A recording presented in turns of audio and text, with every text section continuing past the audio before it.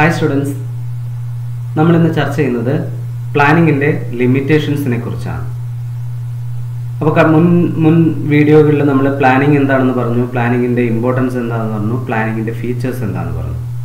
അപ്പോൾ അവിടെ ഇമ്പോർട്ടൻസ് പറഞ്ഞ പോലെ തന്നെ പ്ലാനിങ്ങിന് ചില പരിമിതികൾ കൂടിയുണ്ട്. ആ പരിമിതികളെക്കുറിച്ചാണ് നമ്മൾ എന്ത് ചെയ്യുന്നത്, ഇന്നിവിടെ ചർച്ച ചെയ്യുന്നത്. നമുക്ക് നോക്കാം പ്ലാനിങ്ങിൻ്റെ ഓരോ പരിമിതികൾ എന്തെല്ലാമെന്ന്. നോക്കൂ, ഒന്നാമത്തെ ലിമിറ്റേഷൻ തന്നെ പറയുന്നു, planning leads to rigidity. Rigidity എന്ന് പറയുമ്പോൾ തന്നെ നിങ്ങൾക്ക് മനസ്സിലാവും, നമ്മളെ ഒരു സ്ട്രിക്റ്റ് ആയിട്ടുള്ള ഒരു ഫ്രെയിം വർക്കിൻ്റെ ഉള്ളിൽ കൊണ്ടുപോയി നിർത്തുന്നു ഈ പ്ലാനിങ്. നമുക്ക് നമ്മുടെ ഫ്രീഡം ഓഫ് തിങ്കിങ് അല്ലെങ്കിൽ ഫ്രീഡം ഓഫ് ആക്ഷൻ കുറയ്ക്കപ്പെടുന്നു ഈ പ്ലാനിങ്. നമ്മളെല്ലാം മുൻകൂട്ടി തീരുമാനിച്ചു വെച്ചാൽ നമ്മൾ ഒരിക്കലും ആ തീരുമാനങ്ങളിൽ നിന്ന് വ്യതിചലിച്ചിട്ട്, ഇപ്പം ചില സാഹചര്യങ്ങളിൽ നമുക്ക് അത് മാറ്റി അല്ലെങ്കിൽ അതിലെയും ഈസി വേയിൽ ചെയ്യാൻ മറ്റൊരു മെത്തേഡ് ഉണ്ടെങ്കിൽ കൂടി നമ്മൾ അത് ചെയ്യാതെ നമ്മൾ എന്ത് പറയുമോ, നമ്മളിത് നേരത്തെ തീരുമാനിച്ചത് അത് ഇങ്ങനെ ചെയ്യാം, അപ്പോൾ അതിലൂടെ തന്നെ പോവാം എന്ന് പറഞ്ഞ് നമ്മൾ എന്ത് ചെയ്യുന്നു, നമ്മൾ ആ റിജിഡ് ഫ്രെയിം വർക്കിൻ്റെ ഉള്ളിൽ നിൽക്കുന്നു എന്നുള്ളത് പ്ലാനിങ്ങിൻ്റെ എന്താണ് ഏറ്റവും വലിയൊരു ലിമിറ്റേഷനാണ്. Planning leads to rigidity. നോക്കൂ, in an organisation a well defined plan is drawn up with specific goal to be achieved within a specific time frame. It cannot be changed easily. This kind of rigidity in plan may create difficulty. Managers need to be given some flexibility to be able to cope with the changed circumstances. നോക്കൂ, ഈ ഓർഗനൈസേഷനിൽ well defined plan is drawn up with specific goals to be achieved within a specified time frame. ഒരു നിശ്ചിത സമയത്തിൻ്റെ ഉള്ളിൽ എന്ത് ലക്ഷ്യം നേടാം, അത് എങ്ങനെ നേടാം എന്നുള്ളത് കൃത്യമായിട്ടൊരു ഫ്രെയിം വർക്ക് നമ്മൾ പ്ലാനിലൂടെ ഉണ്ടാക്കി വെച്ചിട്ടുണ്ടായിരുന്നു. It cannot change easily. നമുക്കതൊരിക്കലും എന്ത് ചെയ്യാൻ കഴിയില്ല, അത് ഈസി ആയിട്ട് ചേഞ്ച് ചെയ്യാൻ പറ്റുന്ന ഒന്നല്ല. This kind of rigidity in plan may create difficulty. ചില സാഹചര്യങ്ങളിൽ ഈ പറയുന്ന ഫ്രെയിം വർക്കുകൾ, ഈ റിജിഡിറ്റി നമുക്ക് എന്തുണ്ടാക്കും, പല ബുദ്ധിമുട്ടുകൾ ഉണ്ടാക്കും. ചില സമയത്ത് മാനേജേഴ്സിന് എന്ത് ചെയ്യേണ്ടി വരും, ഫ്ലെക്സിബിൾ ആയിട്ടുള്ള ചില തീരുമാനങ്ങൾ എടുക്കേണ്ടി വരും, അല്ലെങ്കിൽ എടുത്ത തീരുമാനത്തിൽ മാറ്റം വരുത്തേണ്ടി വരും. പക്ഷേ ഈ റിജിഡ് ഫ്രെയിം വർക്ക് അതിനെന്ത് ചെയ്യുന്നു, ഒരു പരിമിതിയായിട്ട് നമ്മുടെ മുന്നിൽ നിൽക്കുന്നു എന്നുള്ളതാണ് പ്ലാനിങ്ങിൻ്റെ പ്രധാനപ്പെട്ട ഒരു ലിമിറ്റേഷൻ പറയുന്നത്. അടുത്ത ലിമിറ്റേഷൻ എന്താണെന്ന് നോക്കാം. Planning may not work in dynamic environment. Planning may not work in dynamic environment. അപ്പോൾ നമുക്ക് എല്ലാം മുൻകൂട്ടി തീരുമാനിച്ച് പിന്നെ പ്രവർത്തിക്കുമ്പോഴാണ് നമുക്ക് യഥാർത്ഥ ലക്ഷ്യത്തിലേക്ക് എത്തുക. പക്ഷെ ഒരു ഡൈനാമിക് ഒരു ക്വിക്ക് ആക്ഷൻ എടുക്കേണ്ട ഒരു സമയത്ത് നമുക്ക് എന്ത് ചെയ്യാൻ പറ്റില്ല, ഈ പ്ലാനൊന്നും അവിടെ എന്ത് ചെയ്യില്ല, പ്ലാനിങ് ഒന്നും പോസിബിൾ ആവില്ല. ഇപ്പം ഈ നമുക്ക് തന്നെ അറിയാം, ഇപ്പോൾ ഈ പോലീസിലൊക്കെ ചില സമയത്ത് അവർ ഈ വളരെ ഡൈനാമിക് ആയിട്ടുള്ള സിറ്റുവേഷൻസ് ഒക്കെ എന്ത് ചെയ്യും, ഹാൻഡിൽ ചെയ്യേണ്ടി വരും. ഒരു റൈറ്റ് അല്ലെങ്കിൽ ഒരു സംഘർഷം ഈ സമയത്ത്. അപ്പോൾ പൊതുജനങ്ങൾ ഇങ്ങനെ സംഘർഷം ഉണ്ടാക്കിക്കൊണ്ടിരിക്കുന്ന സമയത്ത് അവർക്ക് ഒരിക്കലും എന്ത് ചെയ്യാൻ പറ്റില്ല, അവിടെ നിന്നുകൊണ്ട് അതിനെക്കുറിച്ചൊരു പ്ലാനും ബ്ലൂ പ്രിന്റും തയ്യാറാക്കാനൊന്നും കഴിയില്ല. അവിടെ ക്വിക്ക് ആക്ഷൻ ആയിരിക്കും ആവശ്യമായിട്ട് വരിക. അപ്പോൾ അങ്ങനെ അത്തരത്തിൽ ബിസിനസ്സിൽ എന്ത് സംഭവിക്കാം, സഡൻ ചേഞ്ച്, എക്സ്റ്റേണലിനനുസരിച്ച് സഡൻ ആയിട്ടുള്ള ചില മാറ്റങ്ങൾ സ്ഥാപനത്തിൽ വരുത്തിയില്ലെങ്കിൽ സ്ഥാപനം ചിലപ്പോൾ നഷ്ടത്തിലേക്ക് പോകുന്നൊരു അവസരം വരും. അത്തരം സാഹചര്യത്തിൽ അവിടെ എന്ത് ചെയ്യാൻ കഴിയില്ല, മാനേജേഴ്സിന് അത് പ്ലാൻ ചെയ്തുകൊണ്ട് ആക്ഷൻ എടുക്കാൻ പറ്റിക്കൊള്ളണമെന്നില്ല. അവിടെ ക്വിക്കായിട്ടുള്ള റെസ്പോൺസിനാണ് അവിടെ പ്രസക്തി വരുന്നത്. അപ്പോൾ ഇതൊരു പ്ലാനിങ്ങിൻ്റെ ഒരു ലിമിറ്റേഷനാണ്. എന്താ പറയുന്നത്, the business environment is dynamic and unpredictable. ബിസിനസ്സിൻ്റെ എൻവയോൺമെൻറ്റ് എന്ന് പറയുന്നത് ഡൈനാമിക് ആണ്, അൺപ്രഡിക്റ്റബിൾ ആണ്. വളരെ നമുക്ക് മുൻകൂട്ടി നിശ്ചയിക്കാൻ പറ്റാത്ത അത്തരം മാറ്റങ്ങൾ സംഭവിച്ചുകൊണ്ടിരിക്കുന്ന ഒന്നാണ്. Planning cannot foresee everything and thus there may be obstacle to effective planning. നമുക്ക് എന്ത് ചെയ്യാൻ കഴിയില്ല, എല്ലാ ഫ്യൂച്ചറിൽ എല്ലാതും എങ്ങനെ എന്ന് ആക്യുറേറ്റ് ആയിട്ട് എന്ത് ചെയ്യാൻ കഴിയില്ല, നമുക്ക് ഫോർകാസ്റ്റ് ചെയ്യാൻ കഴിയില്ല, മുൻകൂട്ടി തീരുമാനിക്കാൻ കഴിയില്ല. അപ്പോൾ തന്നെ എന്ത് സംഭവിക്കും, അത് പ്ലാനിങ്ങിൻ്റെ ഒരു ഒബ്സ്റ്റക്കിളായിട്ട് മാറുന്നു എന്നുള്ളതാണ് പറയുന്നത്. അപ്പോൾ planning may not working dynamic environment. വളരെ എന്താ പറയുക, ഡൈനാമിക് ആയിട്ടുള്ള ചേഞ്ചിങ് ആയിട്ടുള്ള ക്വിക്ക് ഡിസിഷൻ എടുക്കേണ്ട ഒരു സാഹചര്യത്തിൽ ഒരിക്കലും നമുക്ക് സ്യൂട്ടബിൾ ആവില്ല, പ്ലാനിങ് സ്യൂട്ട് ആവില്ല എന്നുള്ളതാണ് ഈ ലിമിറ്റേഷൻ പറയുന്നത്. അടുത്ത് പറയുന്നു, പ്ലാനിങ് റെഡ്യൂസസ് ക്രിയേറ്റിവിറ്റി. ഒന്ന് ചിന്തിച്ചു നോക്കുക, നമ്മളെല്ലാം മുൻകൂട്ടി തീരുമാനിച്ച് സ്റ്റെപ്പ് ബൈ സ്റ്റെപ്പായിട്ട് എഴുതി തയ്യാറാക്കിയ പോലെ കാര്യങ്ങൾ ചെയ്തു പോയിക്കൊണ്ടിരിക്കുകയാണെങ്കിൽ ആ ചെയ്യുന്നതിൻ്റെ ഇടയിൽ നമുക്ക് ഒരു ക്രിയേറ്റിവിറ്റി തോന്നുകയാണ്. ഇത് അങ്ങനെയല്ല, ഇങ്ങനെ ചെയ്താൽ ഇത്തിരി കൂടി നന്നാവും എന്ന് തോന്നിയാൽ പോലും നമ്മൾ ആ പ്ലാനിൽ നിന്ന് വ്യതിചലിക്കാൻ തയ്യാറാവില്ല. ആ സമയത്ത് ആ സ്പോണ്ടേനിയസ് ആയിട്ട് ഉണ്ടാവുന്ന ആ ക്രിയേറ്റീവ് ആയിട്ടുള്ള ഇന്നോവേറ്റീവ് ഐഡിയാസ് ഒന്നും നമുക്ക് എന്ത് ചെയ്യാൻ കഴിയില്ല, ഉപയോഗപ്പെടുത്താൻ കഴിയില്ല ഈ പ്ലാനിങ്ങിൻ്റെ ഫ്രെയിം വർക്കിലൂടെ പോകുമ്പോൾ എന്നുള്ളതാണ് ഇതിൻ്റെ ഒരു ലിമിറ്റേഷൻ. മനസ്സിലായിട്ടുണ്ടാവും എന്ന് വിചാരിക്കുന്നു. കാരണം നമ്മളെല്ലാം പ്ലാൻ പ്രകാരം മാത്രമാണ് ചെയ്തുകൊണ്ടിരിക്കുന്നത്. അപ്പോൾ അങ്ങനെ പ്ലാനിങ് ഉണ്ടെങ്കിൽ എല്ലാവരും അതിലൂടെ പോകാനേ ശ്രമിക്കുള്ളൂ. അപ്പോൾ ആ സമയത്ത് പോലും ക്രിയേറ്റീവ് ആയിട്ടുള്ള ഇന്നോവേറ്റീവ് ആയിട്ടുള്ള ഒരു ആശയം നമ്മുടെ മുന്നിൽ വന്നാൽ പോലും നമ്മൾ എന്ത് ചെയ്യില്ല, നമ്മളത് സ്വീകരിക്കാൻ തയ്യാറാവാതെ ആ പ്ലാനിങ്ങിലൂടെ പോകും എന്നുള്ളതാണ് പ്ലാനിങ്ങിൻ്റെ ഒരു ലിമിറ്റേഷൻ ആയിട്ട് പറയുന്നത്. അപ്പോൾ planning is an activity which is done mainly by top management. ഈ എൻ്റയർ ഓർഗനൈസേഷന് വേണ്ടിയുള്ള കോർപ്പറേറ്റ് അല്ലെങ്കിൽ ടോപ്പ് ലെവൽ പ്ലാനിങ്, ആ പ്ലാൻ തയ്യാറാക്കുന്നത് ടോപ്പ് ലെവൽ മാനേജ്മെന്റ് ആണ്. Usually the rest of the members just implement these plan. അതിന്റെ താഴെ വരുന്ന ലെവൽസ് എല്ലാം ഈ ടോപ്പ് ലെവൽ പ്ലാനിനെ എന്ത് ചെയ്യാണ്, ഇംപ്ലിമെന്റ് ചെയ്യുക എന്നുള്ളത് മാത്രമായിരിക്കും അവരുടെ റോൾ എന്ന് പറയുന്നത്. As A consequence others are neither allowed to deviate from plan nor they permitted to act on their own. അതുകൊണ്ട് തന്നെ താഴെക്കിടയിലുള്ള ക്രിയേറ്റീവ് ആയിട്ടുള്ള ഇന്നോവേറ്റീവ് ആയിട്ടുള്ള ആളുകൾക്കൊക്കെ എന്ത് ചെയ്യാൻ മാത്രമേ കഴിയുള്ളൂ, ആ പ്ലാനിനനുസരിച്ച് മുന്നോട്ട് പോവുക എന്നല്ലാതെ അതിൽ മാറ്റങ്ങൾ വരുത്താനോ അതിൽ നിന്ന് വ്യതിചലിക്കാനോ അവിടെ അവസരമില്ല എന്നാണ് പറയുന്നത്. Thus much of the initiative or creativity inherent in them also get lost or reduced. അപ്പോൾ അത്തരത്തിൽ ആ ടോപ്പ് ലെവൽ ഫ്രെയിം ചെയ്യുന്ന പ്ലാനിലൂടെ തന്നെ സബോർഡിനേറ്റ്സ് എല്ലാവരും പോകുമ്പോൾ സബോർഡിനേറ്റ്സിൽ ഇൻഹറൻ്റ് ആയിട്ട് ജന്മനാ ഉള്ള അവരുടെ ഇനീഷ്യേറ്റീവ്, ആ ഒരു ക്രിയേറ്റിവിറ്റി അതെല്ലാം അവർക്ക് എന്ത് ചെയ്യുന്നു, നഷ്ടപ്പെടുന്നു. അതൊന്നും ഉപയോഗപ്പെടുത്താൻ പറ്റുന്നില്ല എന്നുള്ളത് ഈ പ്ലാനിങ്ങിൻ്റെ ഒരു ലിമിറ്റേഷൻ ആയിട്ട് പറയുന്നു. Planning involve huge cost. ഇതും നമ്മൾ ചിന്തിക്കേണ്ട ഒരു കാര്യമാണ്.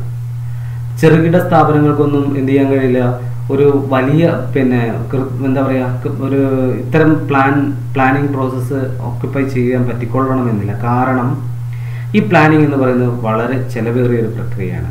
ഒരുപാട് റിസർച്ച് പേഴ്സൺസ് ഒരുപാട് മാർക്കറ്റ് റിസർച്ച് നടത്തി അത്രയും ഡാറ്റ കളക്ട് ചെയ്ത് സമയമെടുത്ത് ചെയ്യുന്ന ഒരു ആക്ടിവിറ്റി ആയതുകൊണ്ട് തന്നെ പ്ലാനിങ് പലപ്പോഴും എന്താവുന്നു, ഒരു ഹ്യൂജ് കോസ്റ്റ് ഇൻവോൾവ് ചെയ്യുന്ന ഒരു പ്രോസസ്സായിട്ട് മാറുന്നു.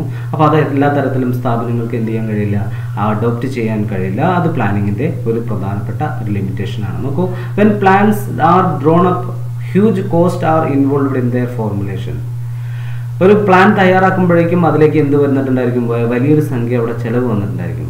These may be in terms of time and money. ഇത് ഏത് തരത്തിലുള്ളതായിരിക്കും, പണമായിട്ടും സമയമായിട്ടും എന്ത് ചെയ്യുന്നുണ്ടായിരിക്കും, ഒരു വലിയൊരു ചിലവ് പ്ലാനിങ്ങിൽ വരുന്നു. അപ്പോൾ പ്ലാനിങ് എന്തല്ല, എല്ലാ തരം സ്ഥാപനങ്ങൾക്കും അഫോർഡബിൾ അല്ല എന്നും കൂടിയാണ് ഈ ലിമിറ്റേഷൻ കൊണ്ട് ഉദ്ദേശിക്കുന്നത്. അടുത്ത ലിമിറ്റേഷൻ പറയുന്നു, planning is a time consuming process. അത് ഞാൻ അവിടെ പറഞ്ഞു കഴിഞ്ഞു. Planning is a time consuming process. സമയം എടുത്ത് ചെയ്യേണ്ട ഒരു പ്രക്രിയയാണ് പ്ലാനിങ്. അപ്പോൾ അതുകൊണ്ട് തന്നെ അതിൻ്റെ ഒരു ലിമിറ്റേഷൻ എന്താണ്, if in need of quick response or if in need of quick decision planning is not suitable. ആ സമയത്ത് പ്ലാനിങ് എന്താവില്ല, സ്യൂട്ടബിൾ ആവില്ല. That is planning is a lengthy process. Hence time there is not much time left for their implementation. അപ്പോൾ ചില സമയത്തുണ്ടാകുന്ന ഒരു പ്രശ്നം ഒന്ന് സൂചിപ്പിക്കുകയാണ്, പ്ലാൻ ചെയ്യാൻ സമയമെടുക്കുമ്പോൾ അത് ആ പ്ലാനിങ്ങിൻ്റെ ടൈം കൂടുന്നതിനനുസരിച്ച് അത് ഇംപ്ലിമെൻറ്റ് ചെയ്യുന്നതിൻ്റെ സമയം എന്ത് ചെയ്യുന്നു, കുറഞ്ഞു വരുന്നു എന്നുള്ളൊരു ലിമിറ്റേഷൻ ഉണ്ട്. Planning does delays the decision making. പലപ്പോഴും പ്ലാനിങ് എന്ത് ചെയ്യുന്നു, തീരുമാനങ്ങൾ വൈകിപ്പിക്കാനുള്ള സാഹചര്യം ഉണ്ടാകുന്നു. ഇത് പ്ലാനിങ്ങിൻ്റെ ഏറ്റവും വലിയൊരു ലിമിറ്റേഷനാണ്. Planning is a time consuming process.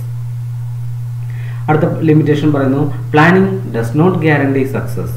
നമ്മൾ എത്ര കോസ്റ്റ് ചിലവാക്കിയിട്ടും എത്ര ടൈം സ്പെൻഡ് ചെയ്തിട്ടും ഒരു പ്ലാൻ തയ്യാറാക്കിയാൽ പോലും നമുക്ക് എല്ലാവർക്കും അറിയാം, പ്ലാൻ എന്ന് പറയുന്നത് എന്താണ്, ഫോർ ഫ്യൂച്ചറാണ്. Future is always uncertain. We can't predict the exact result happening in future. ഫ്യൂച്ചറിൽ സംഭവിക്കുന്ന എക്സാക്ട് റിസൾട്ട് എന്താണെന്ന് നമുക്ക് ഒരിക്കലും പ്രെഡിക്റ്റ് ചെയ്യാൻ കഴിയില്ല. അതുകൊണ്ട് തന്നെ planning does not guarantee success. എത്ര വലിയൊരു പ്ലാൻ ആയാൽ പോലും അതെന്ത് ചെയ്യുന്നില്ല, 100% ഷുവറിറ്റി നമുക്ക് തരുന്നില്ല, സക്സസ് തരുന്നില്ല. നോക്കൂ, the success of an enterprise is possible only when plans are properly drawn up and implemented. ഒരു സ്ഥാപനത്തിന്റെ പ്ലാൻ അത് സക്സസ് ആവുക എപ്പോഴാണ്, അത് കൃത്യമായി ഡ്രോൺ ചെയ്ത് അത് ഇംപ്ലിമെന്റ് ചെയ്യുമ്പോഴാണ്. Any plan need to be translated into meaningful action. Planning provides the basis for analyzing future course of action, but it is not a solution for all problem. നോക്കൂ, plan എന്ത് നൽകുന്നില്ല, plan എന്ന് പറഞ്ഞാൽ always related with future ആണ്. It is related with future course of action. It is not a solution. It is only a way for achieving object in future. ഭാവിയിലെ ലക്ഷ്യങ്ങൾ നേടാനുള്ള ഒരു ചെറിയൊരു മാർഗം അല്ലെങ്കിൽ എന്താ പറയുക ഗൈഡ് ലൈൻ മാത്രമാണ് ഈ പ്ലാനിങ് ആയിട്ട് വരുന്നത്. It is not a solution for all problem. എല്ലാ പ്രോബ്ലങ്ങളുടെയും ഉത്തരം കണ്ടെത്തലല്ല പ്ലാനിങ്. അതുകൊണ്ട് തന്നെ നമുക്ക് എന്ത് പറയാം, planning does not guarantee success. Planning ഒരിക്കലും എന്ത് ചെയ്യുന്നില്ല, സക്സസ് ഗ്യാരണ്ടി ചെയ്യുന്നില്ല എന്നുള്ളതാണ് അതിൽ നിന്ന് മനസ്സിലാക്കേണ്ടത്. അപ്പോൾ അതോടുകൂടി പ്ലാനിങ്ങിൻ്റെ ലിമിറ്റേഷൻസ് കഴിഞ്ഞു. ഇനി നമുക്കിതിൽ ചർച്ച ചെയ്യാനുള്ള അടുത്ത ടോപ്പിക്ക് പ്ലാനിങ് പ്രോസസ്സാണ്. ഏതൊക്കെ സ്റ്റെപ്പുകളിലൂടെയാണ് ഒരു പ്ലാനിങ് എന്നുള്ള പ്രക്രിയ പൂർത്തീകരിക്കുന്നത്. ഇപ്പോൾ നിങ്ങൾ ഒരു പ്ലാൻ തയ്യാറാക്കുകയാണെങ്കിൽ നിങ്ങൾ ഏതൊക്കെ സ്റ്റേജിലൂടെ കടന്നു പോകണം. ഒരു ബിസിനസ്സിലെ മാനേജ്മെൻ്റ് ആണ് ഒരു പ്ലാൻ തയ്യാറാക്കുന്നതെങ്കിൽ ഏതൊക്കെ സ്റ്റെപ്പ് ബൈ സ്റ്റെപ്പായിട്ട് വേണം അവർ ആ പ്ലാനിങ് പ്രോസസ്സ് ചെയ്യാം എന്നുള്ളതാണ് ഈ ടോപ്പിക്. അതുകൂടി നമ്മൾ ഇന്ന് ഈ ടോപ്പിക്കിൽ ഉൾപ്പെടുത്തുകയാണ്. അപ്പോൾ ഇത് ഇമ്പോർട്ടൻ്റ് ആയിട്ടുള്ള ടോപ്പിക്കാണ്. പല തവണ പബ്ലിക് എക്സാമിനേഷന് പരീക്ഷയ്ക്ക് ചോദിച്ചിട്ടുണ്ട് സ്റ്റെപ്സ് ഇൻ പ്ലാനിങ്. നമുക്ക് നോക്കാം എന്തൊക്കെയാണ് ആ പ്ലാനിങ്ങിൻ്റെ പ്രധാനപ്പെട്ട സ്റ്റെപ്പുകൾ. അപ്പോൾ നോക്കൂ, ഫസ്റ്റ് സ്റ്റെപ്പിന് എന്താ പറയുന്നത്, സെറ്റിംഗ് ഒബ്ജക്റ്റീവ്. നിങ്ങൾ എന്ത് പ്ലാൻ തയ്യാറാക്കണമെങ്കിൽ ആദ്യം നിങ്ങൾക്കൊരു ലക്ഷ്യമുണ്ടായിരിക്കണം.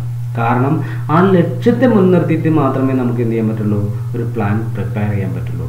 So the first step in the process of planning is setting objectives. The first and foremost step in setting objectives or goals specify what the organization wants to achieve.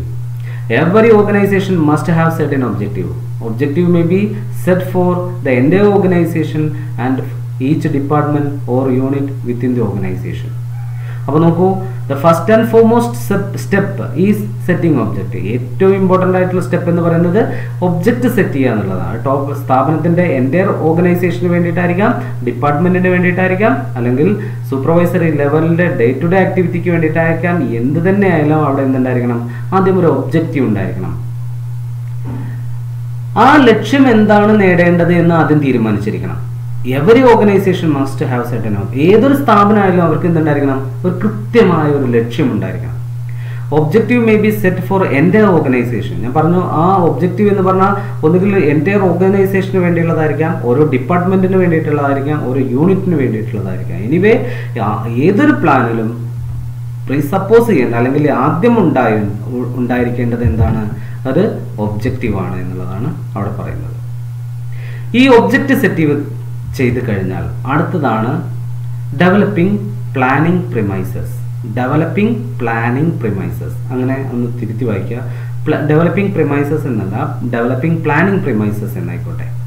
ഇത് പരീക്ഷയ്ക്ക് പലതവണ എടുത്ത് ചോദിച്ചിട്ടുള്ള ഒരു സാധനമാണ്.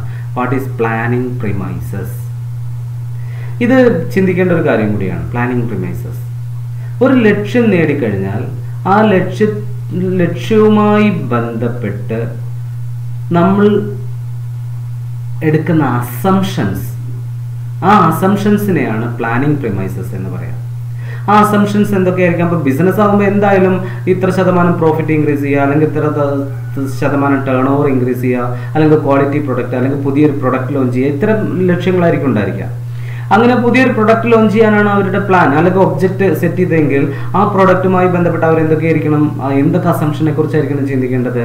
അവിടെ എൻവയോൺമെൻറ്റിലുള്ള എക്സിസ്റ്റിംഗ് ഡിമാൻഡ് എത്രയാണ്, കോമ്പറ്റീറ്റേഴ്സിൻ്റെ അവസ്ഥ എന്താണ്, എക്കണോമിയിലെ അപ്പോഴത്തെ എക്കണോമിക് കണ്ടീഷൻ എങ്ങനെ, ബൂം പീരീഡാണോ ഡിപ്രഷൻ പീരീഡാണോ, ആളുകളുടെ ടേസ്റ്റ് ആൻഡ് പ്രിഫറൻസ് ഉണ്ട് തുടങ്ങി ആ ലക്ഷ്യവുമായി ബന്ധപ്പെട്ട അസംഷൻസ് അതിനെക്കുറിച്ച് കൃത്യമായി നമ്മൾ ആലോചിച്ച് അല്ലെങ്കിൽ അതിനെ കൃത്യമായിട്ട് വിശകലനം ചെയ്തിരിക്കണം. ആ അസംഷനാണ് നമ്മൾ എന്തെന്ന് പറയുന്നത്, പ്ലാനിങ് പ്രിമൈസസ് എന്ന് പറയും. നോക്കൂ, the manager is required to make certain assumptions about the future.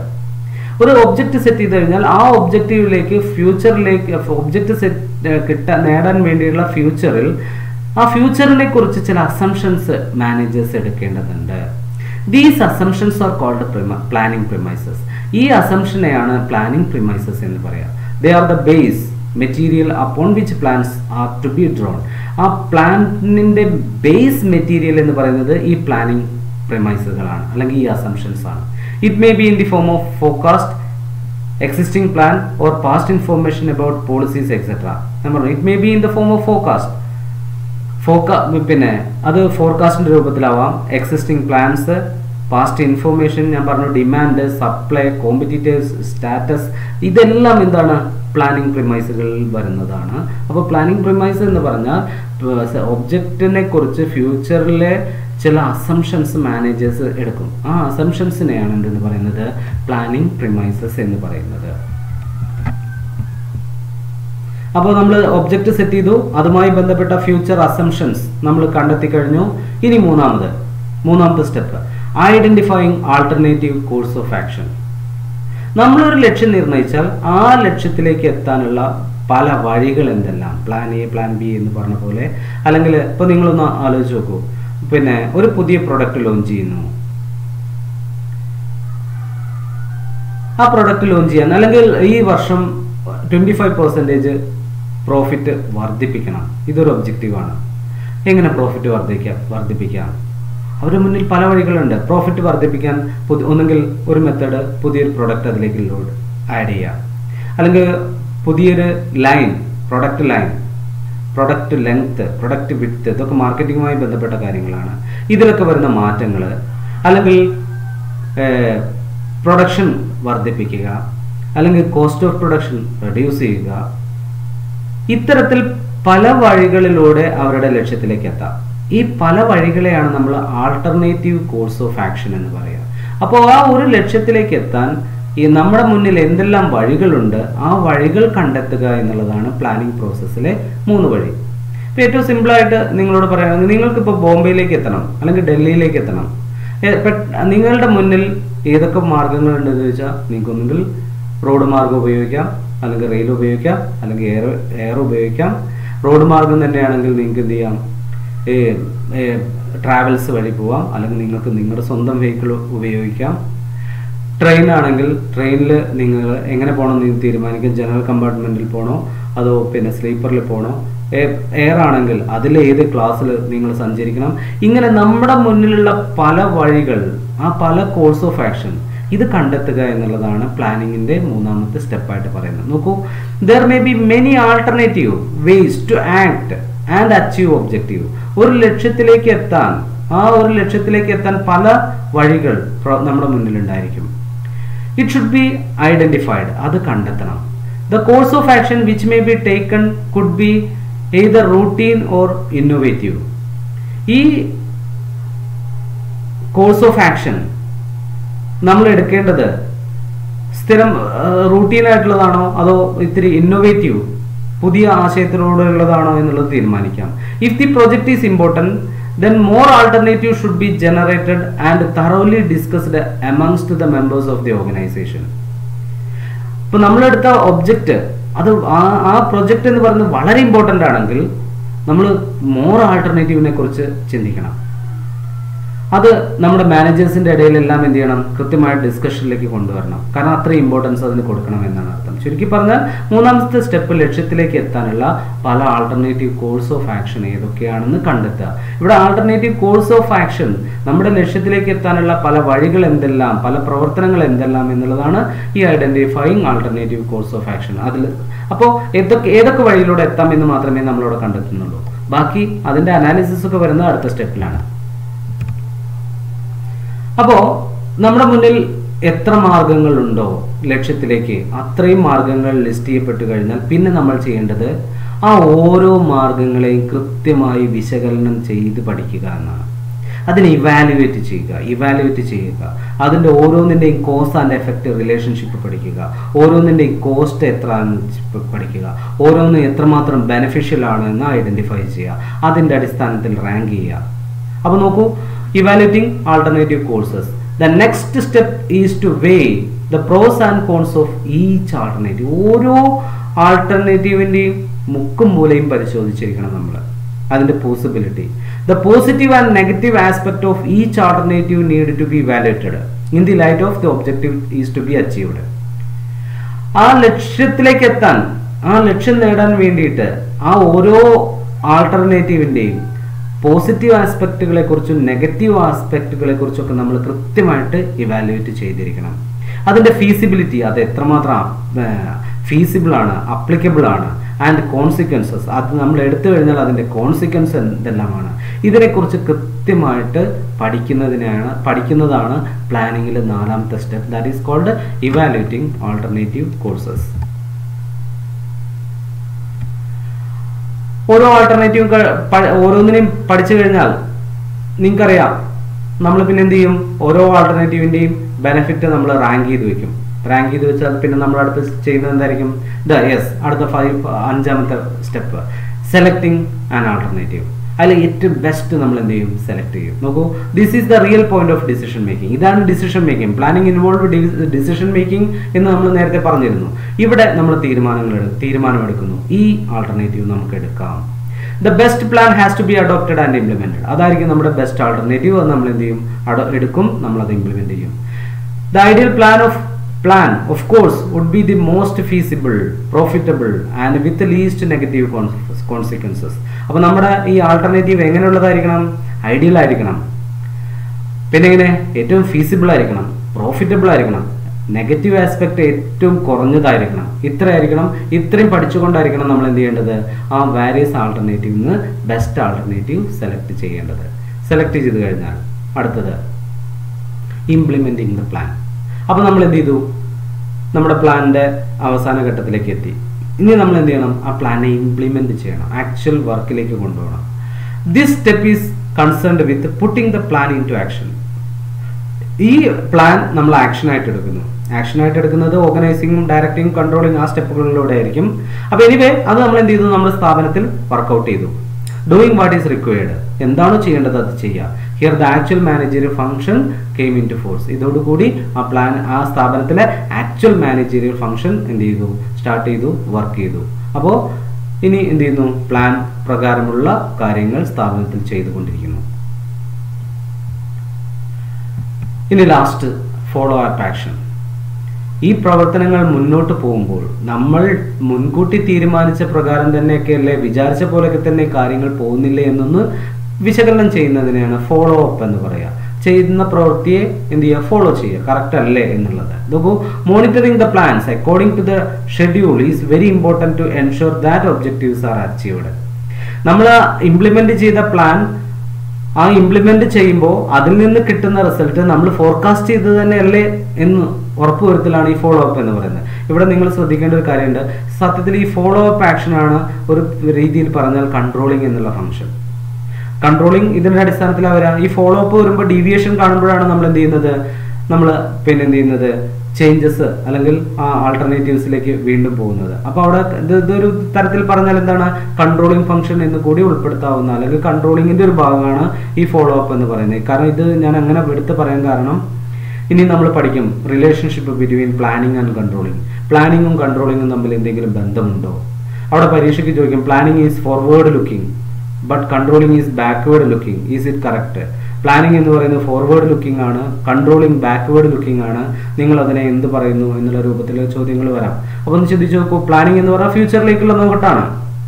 Controlling എന്ന് പറഞ്ഞാലോ ചെയ്ത പ്രവൃത്തി മുൻ നിശ്ചയിച്ച സ്റ്റാൻഡേർഡ് തന്നെയാണോ എന്ന് തിരിഞ്ഞു നോക്കലാണ്. അപ്പോൾ പറഞ്ഞ സെന്റൻസിൽ ഒരു ചെറിയ ശരിയുണ്ട്. പ്ലാനിങ് ഫ്യൂച്ചറിലേക്ക് നോക്കുമ്പോൾ കഴിഞ്ഞ പ്രവൃത്തി വിചാരിച്ച പോലെ തന്നെയാണോ എന്ന് തിരിഞ്ഞു നോക്കുന്ന പ്രക്രിയയാണ് ഇത് കൺട്രോളിങ്. അപ്പോൾ പ്ലാനിങ് ഫോർവേഡ് ആണ്, കൺട്രോളിങ് ബാക്ക്വേർഡ് ആണെന്ന് പറയാം.